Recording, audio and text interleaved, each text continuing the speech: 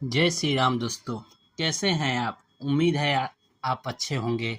दोस्तों, गर्मी बहुत जोरों की पड़ रही है। इसमें आप अपना और अपने परिवार का ध्यान रखें और जितना ज़्यादा हो सके पानी पिए और बहुत ज़रूरत पड़ने पर ही घर से निकले। मुझे आपकी चिंता होती है, इसीलिए आपको ये बात कह रहा हूँ, बुरा मत मानिएगा। दोस्तों, आज मैं जो आपको सुनाने जा रहा हूँ वह रावण और सीता संवाद है। सीता जब अशोक वाटिका में होती है और रावण के बीच में जो भी बातचीत होती है उसी के बारे में विशेषकर बताने वाला हूँ।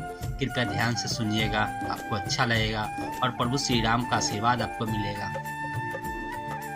फूलों और वृक्षों से सुशोभित उस वन की शोभा देखते हुए विदेह नंदिनी माता सीता का अनुसंधान करते हुए हनुमान जी की वह सारी रात प्रायः व्यतीत हो चली।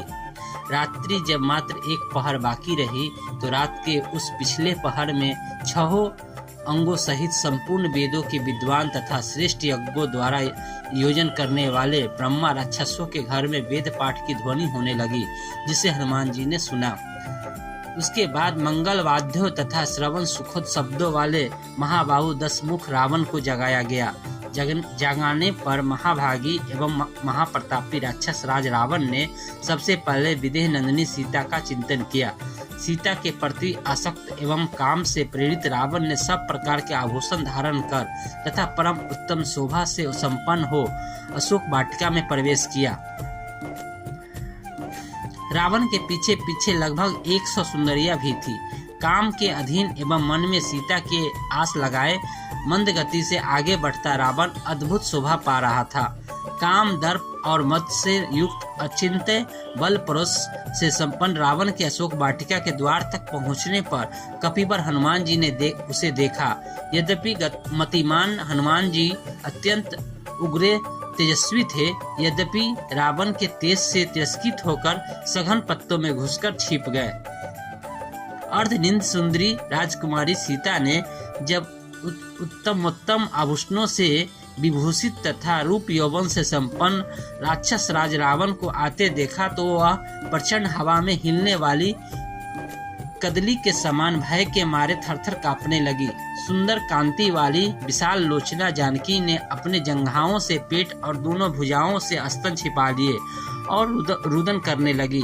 निशाचरियों से घिरे आसन रहित भूमि पर शोक विह्वल दीन सीता को रावण ने ध्यान पूर्वक देखा, जो दृष्टि नीचे किए एकटक पृथ्वी की ओर देख रही थी।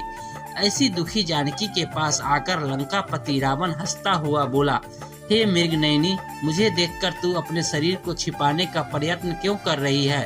स्मरण रख, तेरी इच्छा के बिना मैं कदापि तेरा स्पर्श नहीं करूंगा। तू मुझ पर और मेरे कथन पर विश्वास रख और इस प्रकार दुखी होकर आंसू मत बहा।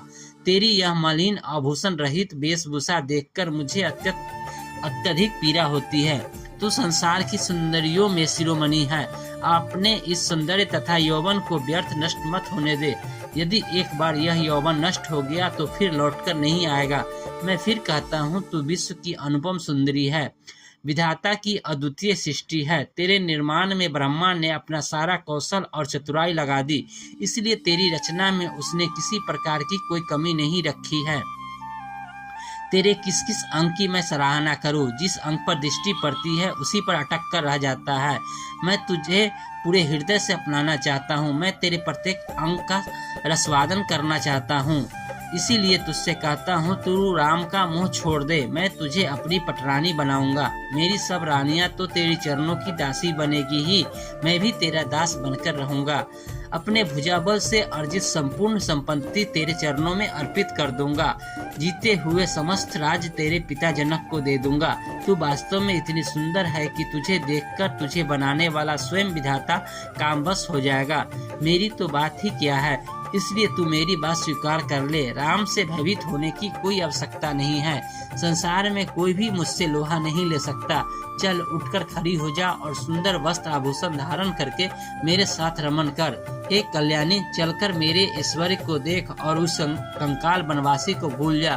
तू ही सोच, राम के पास न राज्य है, न धन है, न कोई दास है, न सेना है, न कोई साधन है। फिर यह क्या पता है कि वो अभी जीता भी है या मर गया। यदि जीवित भी हो तो भी न तू उसके पास पहुंच सकती है और न स्वयं ही यहाँ आ सकता है। अतएव चिंता का परित्याग कर निश्चित होकर मेरे साथ रमण कर। रावण के नीच वचन को सुनकर मध्य में तीर्ण रखकर जानकी बोली, हे लंकेश, तुम्हारे जैसे विद्वान के लिए यह उचित होगा कि तुम अपनी मर्यादाओं का उल्लंघन न करो और मुझसे अपना मन हटाकर अपनी रानियों से प्रेम करो। स्मरण रखो, पापी और नीच भावना रखने वाले पुरुषों को अपने उद्देश्य में कभी सफलता नहीं मिलती। मैं उत्तम कुल में जन्म लेने वाली पतिपरायणा पत्नी हूँ। तुम मुझे मेरे सतीत्व को कदापि विचलित नहीं कर सकते। अपने प्राण रहते मैं तुम्हारे निजता से परिपूर्ण प्रस्ताव को किसी भी दशा में स्वीकार नहीं कर सकती। यदि तुम में तनिक भी न्याय बुद्धि होती तो तुम अन्य स्त्रियों के धर्म की उसी प्रकार रक्षा करते जिस प्रकार अपनी रानियों के सतीत्व की करते हो। क्या इस लंका में ऐसा कोई समझदार व्यक्ति नहीं है जो तुम्हें इस साधारण सी बात का बोध कराए? तुम तो नीतिवान बनते हो, फिर नीति का यह वाक्य कैसे भूल गए? जिस राजा की इंद्रियां उसके बस में नहीं रहती, वह चाहे कितना भी ऐश्वर्यवान हो, अंत में रसातल को हो जाता है, उसका सर्वस्व नष्ट हो जाता है। हे दुर्बुद्धि, तूने अभी तक मुझे पहचाना नहीं है। मैं तेरे ऐश्वर्य, राज, धन संपत्ति के लोभ में नहीं फंस सकती। तेरा यह कहना भी एक व्यर्थ का प्रलाप है कि मैं रघुकुल मणि रामचंद्र जी से नहीं मिल सकती। अरे मूर्ख, वो तो सदैव मेरे हृदय में निवास करते हैं, मुझे कोई उनसे अलग नहीं कर सकता। मेरा उनका ऐसा अटूट संबंध है जैसा कि सूर्य का उसकी प्रभा से, इसलिए मैं उनकी हूँ और सदा ही उनकी रहूंगी। यदि तू सोच समझकर यह मान ले कि तूने मेरा अपहरण करके एक भयंकर अपराध किया है और इसलिए मुझे लौटाते हुए मुझे भय लगता है, तो मैं तुझे अभयदान देते हुए वचन देती हूँ कि तू मुझे उनके पास पहुँचा दे, मैं तुझे उनसे क्षमा करा दूंगी।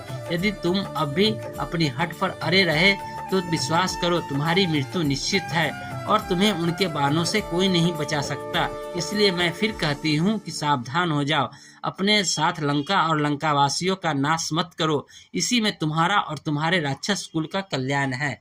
ये थी आज रावण और सीता सम्मान का भाग 1। कल इसका भाग 2 लेके आऊँगा, कृपया इंतजार करिएगा। आपका दिन शुभ हो। जय श्री राम। धन्यवाद।